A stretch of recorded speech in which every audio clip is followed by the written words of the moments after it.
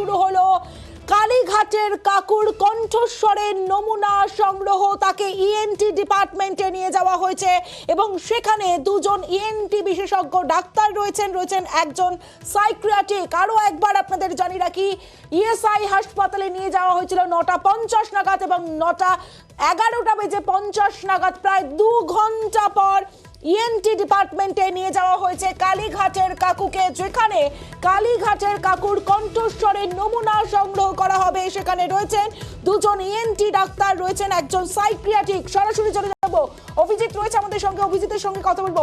অর্থাৎ বলা চলে অভিজিৎ, 2 ঘন্টা পর এই যে নমুনা, কণ্ঠস্বরের নমুনা সংগ্রহের প্রক্রিয়া শুরু হলো।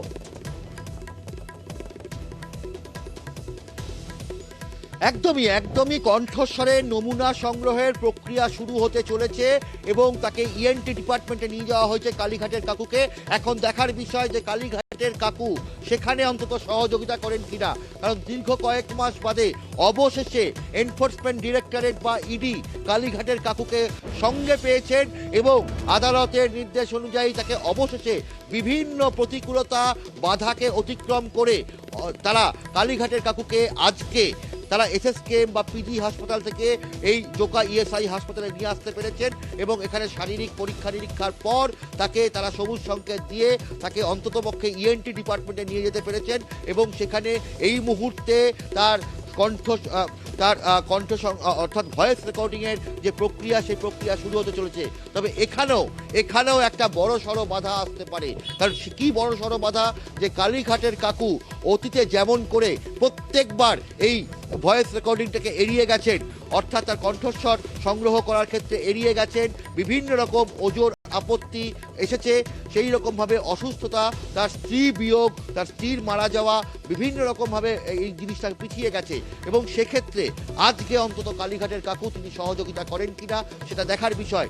এবং সেক্ষেত্রে তাকে অভিজিৎ, এই জায়গাতে একটা বিষয় একটু তোমার কাছে জানতে চাইবো যে এর আগে যে পরীক্ষা নিরীক্ষা করা হলো সেই সমস্ত বিষয়, একটা ভয়েস স্যাম্পল টেস্টের আগে বিশেষ কিছু পরীক্ষা করা হয়, সেই যে পরীক্ষাগুলো সেখানে তো অসহযোগিতার একটা অভিযোগ আসছিলই, কিন্তু সেই রিপোর্টগুলো কি সব ঠিকঠাক? অর্থাৎ তার কণ্ঠ সংগ্রহ করা যায়, নমুনা সংগ্রহ করা যায়, তারপরেই কি এই সিদ্ধান্ত নেওয়া হয়েছে তাকে ওই ইএনটি ডিপার্টমেন্টে নিয়ে যাওয়া হয়েছে?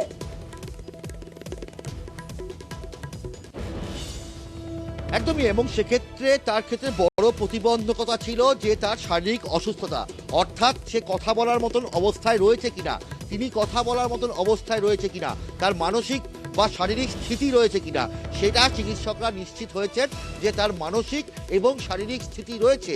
তার যে অস্ত্রোপচার হয়েছিল, বাইপাস সার্জারি হয়েছে, তার যে হৃদরোগের যে সমস্যা রয়েছে, সেই সমস্ত কিছুকে মাথায় রেখেই চিকিৎসক মণ্ডলী বা মেডিকেল বোর্ড তারা মনে করেছেন যে কালীঘাটের কাকু ওরফে সুজয় কৃষ্ণ ভদ্র তিনি তার কণ্ঠস্বরের নমুনা সংগ্রহ করার ক্ষেত্রে কোনো বাধা বিপত্তি আসবে না।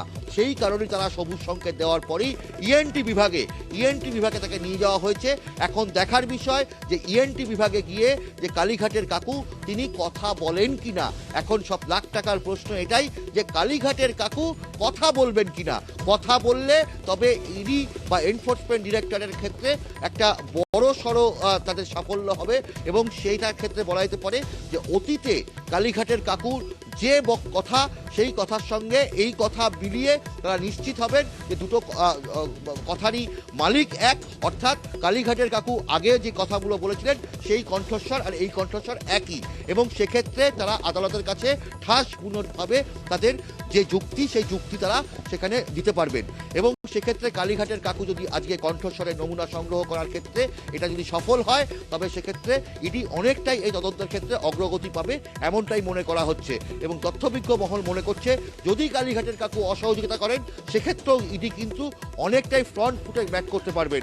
কারণ কালীঘাটের কাকু যদি আজকে কথা না বলেন সেক্ষেত্রে ইডি তদন্তে অসহযোগিতার কথা বলে সেই রিপোর্ট, চিকিৎসকদের যে রিপোর্ট, সেই রিপোর্ট তারা আদালতের কাছে পেশ করতে পারবেন। সেক্ষেত্রে কালীঘাটের কাকু আরও ব্যাক ফুটে চলে যাবেন, কারণ দীর্ঘসূত্রিতা, দিনের পর দিন ধরে এই তদন্তের ক্ষেত্রে দীর্ঘসূত্রিতা, তদন্ত বাধাপ্রাপ্ত হওয়া এবং চিকিৎসা সংক্রান্ত বিভিন্ন ক্ষেত্রে যে অভিযোগ ইডি বারবার করে করছিলেন, সেই ক্ষেত্রে অনেকটাই তারা সাফল্য পাবেন এমনটাই মনে করা হচ্ছে।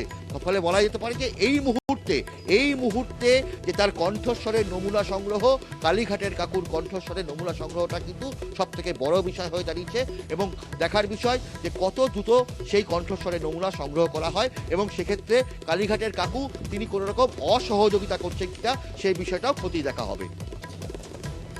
একেবারে অভিজিৎ, তোমার মাধ্যমে প্রতি মুহূর্তের আপডেট আমরা নিউজ 18 বাংলার দর্শকদের দিচ্ছি এবং সেই আপডেট আমরা দিচ্ছি প্রায় 2 ঘন্টা পর শুরু হয়েছে কণ্ঠস্বরের নমুনা সংগ্রহ। ইএনটি বিভাগে নিয়ে যাওয়া হয়েছে কালীঘাটের কাকুকে এবং কালীঘাটের কাকুকে প্রায় 2 ঘন্টা পর ইএনটি ডিপার্টমেন্টে নিয়ে যাওয়া হয়েছে, যেখানে 2জন ইএনটি চিকিৎসক রয়েছেন একজন সাইকিয়াট্রিক। তার আগে 2 ঘন্টা ধরে তার মেডিকেল টিম তার নিশ্চিত নিরাপত্তার মধ্যে তার মেডিকেল টেস্ট করে, কিন্তু সেখানে অসহযোগিতার অভিযোগ কালীঘাটের কাকুর বিরুদ্ধে। এখন দেখার যে ইএনটি ডিপার্টমেন্টে নিয়ে যাওয়া হয়েছে নমুনার সংগ্রহে কতটা সহযোগিতা করেন কালীঘাটের কাকু।